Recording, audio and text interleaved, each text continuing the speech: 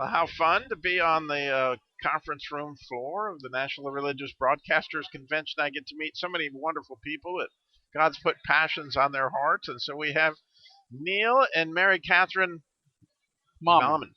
Mammen that's with us. And so, Neil, I'll let you tell our listeners about Every Black Life Matter. every Black Life Matter. We want to make sure we get the every. Yeah, Okay? every in there is very important. Yeah. So basically, we started this in August of last year. My wife was noticing a number of Christian families that we knew were going out to protest with BLM, holding with their kids, holding up the BLM flags and all that. And so she turned to me and she said, somebody needs to do something about it because these folks aren't leftists, they're not Marxists, they're not pro-choicers, they're not witchcraft followers, right? Yet BLM is all that, right? BLM is a bunch of Marxists and self-proclaimed for that matter, and they're against families, they're against fatherhood and all that. So she turned to me and she said, somebody's got to do an alternative. So I called up my friend Kevin McGarry, who's the president of the Frederick Douglass Foundation in California, and that's a nationwide group. And I said, Kevin, you guys in the Frederick Douglass need to do something about this. So he called the national office and they got back and said, look, Kevin, we're really busy right now. You and Neil should start something. So it's the usual pastor. So God usually does turn these things back on us. I know. And I turned to Kevin. I said, Kevin, I don't know if you noticed, but I'm not black. He said, yes, but neither are most BLM protesters. And he said, but secondly, you are African. In fact, he said, you're more African than I am because, well, Kevin's African American. I was actually born in Africa. I grew up in Africa and lived most of my youth in Africa. So I'm African by culture, Indian by ethnicity, and American by choice, as I like to say, or by the grace of God. So we decided that we wanted to start something in the same lane as BLM.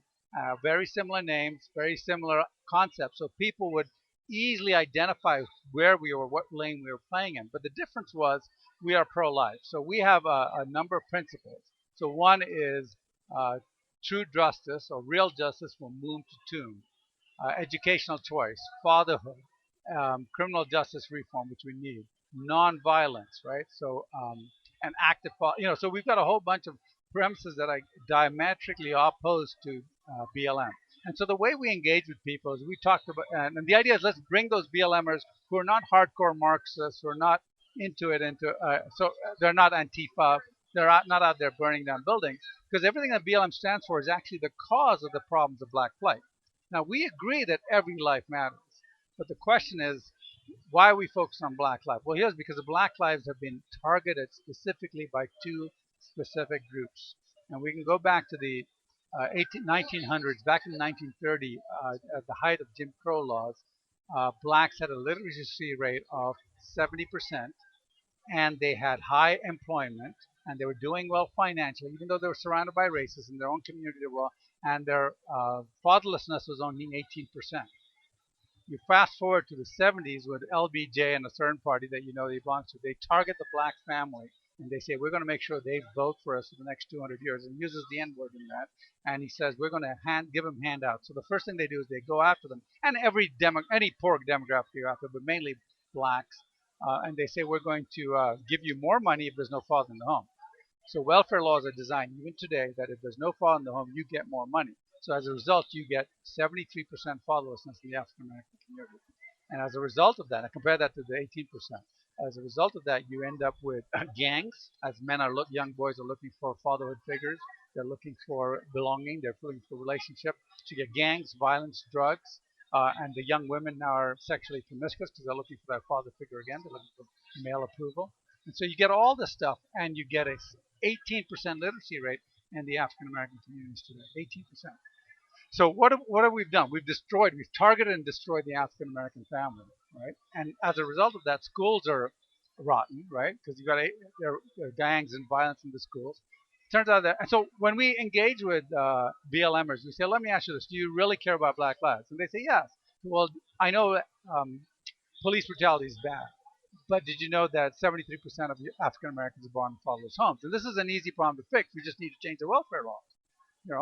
And we could actually stop this from happening. And we won't get fatherlessness and all that stuff. And they go, so I said, do you those fatherless black kids, do you care about those black lives? Of course they're going to say yes. And then I said, did you know that 68% of African American parents would like a voucher to send their kids to a public school? I mean, to a private school or to any other school. And yet the unions and certain parties won't let that happen. Do those school children Black Lives Matter? And of course they're going to say yes. And then I said, did you know that there would be 50% more African Americans today, except they were all killed in a race genocide? Because there are 44 million African Americans, there would be 64 million. 20 million African Americans were killed by Planned Parenthood abortion. And that's the second group that's targeted African Americans. Planned Parenthood has put 79% of their abortion clinics within walking distance of black communities. And they only constitute 13% of the population. Why? Because they get federal funding and money for every black baby they kill. I said, do those black lives, baby black lives matter? And most people say, yeah. I said, well, in that case, you really are on our side. Yeah, police brutality is bad, but that's a tiny percent, maybe 10, maybe less a year. Right. But we're talking about millions of people being killed through bad policies. Do you really care about black lives? Then every black life matters should matter to you. You need to be on our side. And a lot of them then say, yeah, you're right. So we're lucky enough to have your daughter, Mary Catherine, here, right? Thank you. Yeah. So you get a chance to hear your dad talk about this a lot. That right? And Yes. you've been with him here at the NRB. And so from your young life, what do you see here as a main issue that you think in your culture? In my generation or culture? Yes, both. Um. Oh wow, I'd have to think on that one. I think one of the biggest lies, and this infiltrates as well with the black community, is you can always trust the government. And it's funny because I see these kids are like, oh, they kind of are just like, I'm not really into politics. But the moment you start grilling them on some questions, you realize that they have seen the government as something that will always be there to protect them. And the truth is there are bad people in government and bad policies passed that will ruin your life. And this is, like I said, this relates to everyone, but especially the black community has fallen into this. Well, you can see from the destruction of. So I think that's one of the biggest issues I would say is one um always trust the government, that's what they believe. And the other one is feelings matter more than the facts. And the problem with that is you can find the nicest, sweetest little slogan ever, but if it's false, it means nothing. So you have to realize that just because it's mean and hard and hurts your feelings, if it's true, you have to do something about it. So that I think are some of the biggest issues I find with my generation and the culture. And I'm sure there are even people from other generations that have fallen under these lies. So Well, you can hear Mary Catherine's got the gift of passion thank you. and conviction from what she understands, right? And so, that really gives me hope because what we're talking about here is just cultural issues, right? So, how do we take these on? What is the strategy for every Black Life Matters? Well, one of them is you go to our website, which is www.everyblm.com, everyblm.com. And we're obviously looking for funding. We're looking for prayer. We're looking for people to spread the word. We're willing for people to engage with other BLMers or just anybody. There's this also the issue of critical race theory is coming up in schools. We want parents to understand what critical race theory is. We're having a conference on the 10th of July. You can go to our website and stream it. But basically, we want people to be prepared because here's the deal. Critical race theory is basically the idea that all white people are racist, which is not only sheer nonsense, but it's unbiblical because the Bible clearly says that we should not be dividing male from female, Jew from Gentile, and Christ has paid the atonement for us all. But critical race theory is something that we as parents can do. It doesn't matter if you have kids in homeschool like we do, or if you're an empty nester or you're single, you can get on that school board. So we're not saying go to the school board and talk about it. We're saying run for school board, take over your school board, because you know what? They're going to be brainwashing the next generation of kids, not only with just critical race theory, but everything else about sexuality that's anti-biblical. So we're urging people, get involved. Go to our website. We'll kind of tell you how to get these things done. But you really want to get involved because you can't be passive anymore. You can't trust the government. You have to be the government. You can't trust the government to do it for you. Yeah, that's a beautiful thing, Mary Catherine. Really, that for people to like, wow, just not unlike Neil. God says, okay, you feel so strongly about this, you do something. Amen. This may sound totally off subject, but it's exactly on subject in my mind that I do the Jesus Labor Love, which is car repair labor for single moms and widows in crisis across the country. And I'd been promised by this major corporation that they would help get batteries for any single mom that needed one. And they'd let me down several times. And then finally, I had this person that needed a battery. They needed car repair, specifically body repair, in Fort Worth. Now, I'm in North Carolina, so this, and so I called this company that is located in Fort Worth and said I need a battery and they took 2 weeks, and this was 2 weeks before Christmas, to tell me no, that they weren't going to give her a battery, and it was completely legitimate what was going on. And I just got angry, started yelling at God, like, how can this be? How can this person that considers himself, and makes this big deal out of being, how could this be? And God says to me, seriously, Robbie, you care so much about this woman? Why don't you fix it? Right? I hate that. and so I picked up the phone book. I looked for the first body shop I could find that was close to where she was based on Google.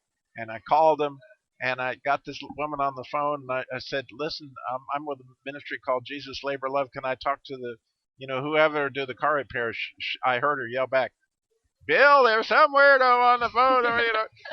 And so Bill gets on the phone. Hello? And I told him, this is Robbie Dillmore with Jesus Labor Love. I've got this single mom. And he goes, you mean to tell me you talk about Jesus Christ on the radio? And I said, well, yes, sir. I didn't know what I was going to get. He goes, well, I'll tell you one thing, Sonny. You can't outgive God. You just tell me what you need, and it's handled. Oh, wow. Wow. And I said, well, it's a lot. Her car's got the fender bent over on it. He goes, I'll have her fixed. She'll be driving that car before Christmas. Wow. And he did. And I'll never, ever forget it as long as I live, like God saying, well, you care so much about this, Robbie. Why don't you do something? And so you're listening right now, and you've been frustrated by every Black Lives Matters. No, you're frustrated because what you just heard from Neil. I know most folks I know are not unfamiliar with these topics, not unfamiliar with the way that Black Americans have been targeted in so many different ways, and actually for centuries. Right? Because slavery was designed to break up families, and it was meant to create bondage, which is what slavery comes from, fatherlessness. It's been something that's been going on for a long time. And so God really is counting on all of us. And I love what Mary Catherine said, like, wow, the government's not going to do this for you. It's time for everybody to pick up the phone or go to every Black Lives Matters, right? And see how you can get involved. I bet if you start praying, God might just tap you on the shoulder. But nonetheless, if that's what God has for you, then you're probably listening to us right now. So thank you, Neil. Thank you, Mary Catherine. No problem. What Thank a wonderful, delightful opportunity to share what God's doing here at the NRB. Thank you very much. Thank you.